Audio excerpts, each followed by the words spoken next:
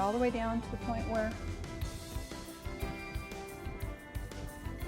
corrugated plastic, and then just lift it off. Put all this away.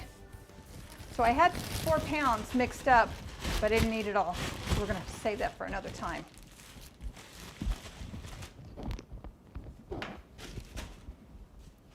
Work out some of these air bubbles.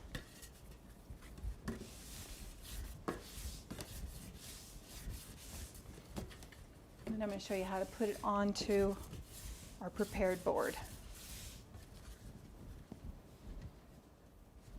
Sometimes you can just feel and smooth at the same time. All right, we're going to move it over onto our board.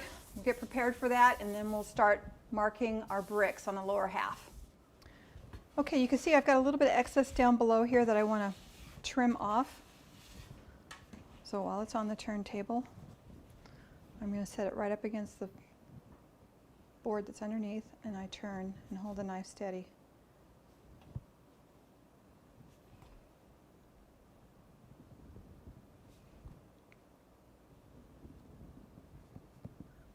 Now this, it's a personal choice, but this part of the fondant, I don't stick back in the bag. I toss it. No reason why, just do. Here we're getting this pulled away. This gives me a nice little edge to get the cake off of this board and onto the other one. Okay, it's ready to go onto our baseboard.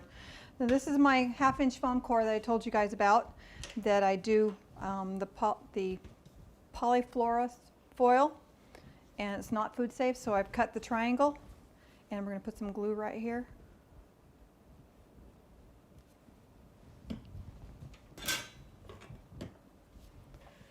Lift this off.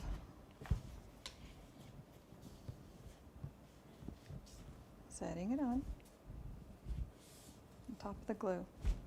Ta-da. There we go. Got our base. All right, now we're going to measure for the bricks.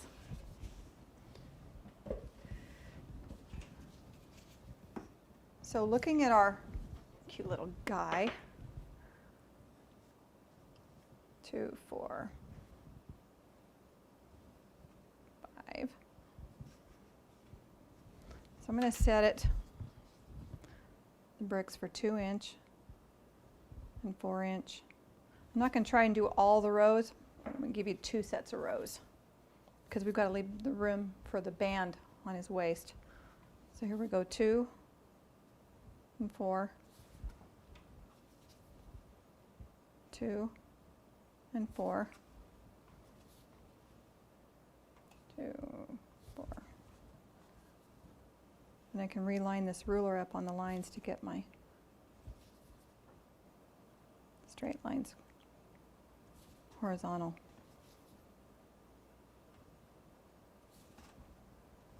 Okay.